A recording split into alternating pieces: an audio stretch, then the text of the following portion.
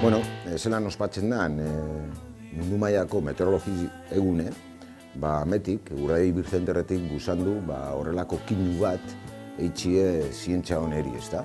Zer azkanien, zentro honetan, Urdaibai birzenterren, meteorologia berak pisu handiz edako.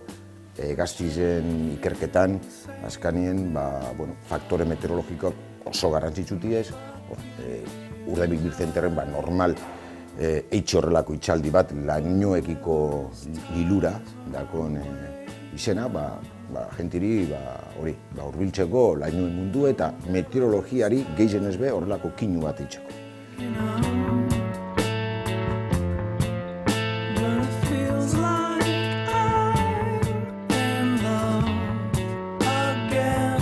Kaso honetan, laino honeri deitzuten datxo cumulonimbus. Cumulonimbus be dauz mota bitakoek eta, hau da, cumulonimbus kapillatuz. Da, ekaitz lainoetatik potentiena edo. Honen altura esan alda 10 kilometrokoa. Hortik barrotik, urteten dauen, harritxingarrak, eurizek, justurizek, azkanien diez, laino potentinak.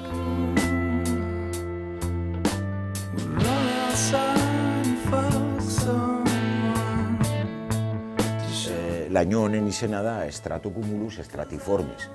Gainera da variedad opacus, eguzkizen berabe ez talako pasaten, ezta?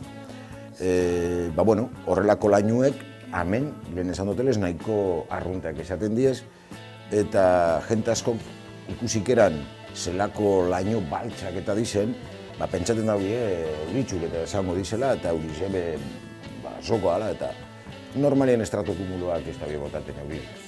Horrelako gauze gaitxik gura hurbildu lainoen mundue, jentiri ez da, gauze asko ez dakigu, eta gauze azkenien eguneroko gauzek izelako.